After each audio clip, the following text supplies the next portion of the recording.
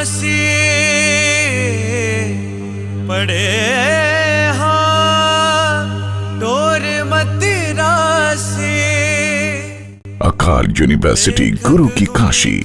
Kalgidhar society बड़ू साहिब वालों बनाई जा रही अकाल यूनिवर्सिटी गुरु की काशी श्री दमदमा साहिब विखे पहले पड़ाव की संपूर्णता ते पहुंच गई है। श्री दमदमा साहिब विखे बन रही यूनिवर्सिटी बारे जानकारी देंदे होए भाई जगजीत सिंह ने दसिया कि यह यूनिवर्सिटी गुरु गोबिंद सिंह जी महाराज के आशे नूं मुख रखदिया होया अते गुरु काशी दे बचना सिख सखा इत पढ़ेंगे हमरे कई हजार नूं पूरा करन वास्ते बड़ू साहिब वालों देशां विदेशां दियां संगतां दे सहयोग नाल पहले पड़ा दा काम पूरा होण ते आ गया है। इस विच अगले कुछ दिनों विच landscaping, entry road, main gate, plumbing, gate window, paint, door, interior, granite, tile, electrical, furniture, library, IT centre, conference room, admin section, sliding, mirror glazing, lifts, ACP sheets,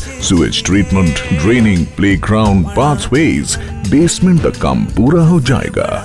and सितंबर विच पंजाब सरकार की टीम ने इंस्पैक्शन करनी है जिस which project नूं तैयार करन लई 35 ठेकेदारां दे अधीन परले वर्कर, पर्सनल लेबर अते संगत नूं मिला के 800 बंदे रोजाना सेवा ते लगे होए ने जिस तो बाद यूनिवर्सिटी दे पेपर पंजाब असैम्बली विच चले जाणगे। अकाल यूनिवर्सिटी का कुल अनुमानित खर्चा लगभग $100 मिलियन दा है ते ये 3 पड़ावां विच कंप्लीशन की जाएगी जिस चों पहला पड़ाव लगभग कंप्लीट है। आओ प्यारी साथ संगत जियो पहला दी तरह हुण भी इस महान कारज विच अपना हिस्सा पाइए ते गुरु दियां बख्शीशां प्राप्त करके जीवन सफला बनाइए।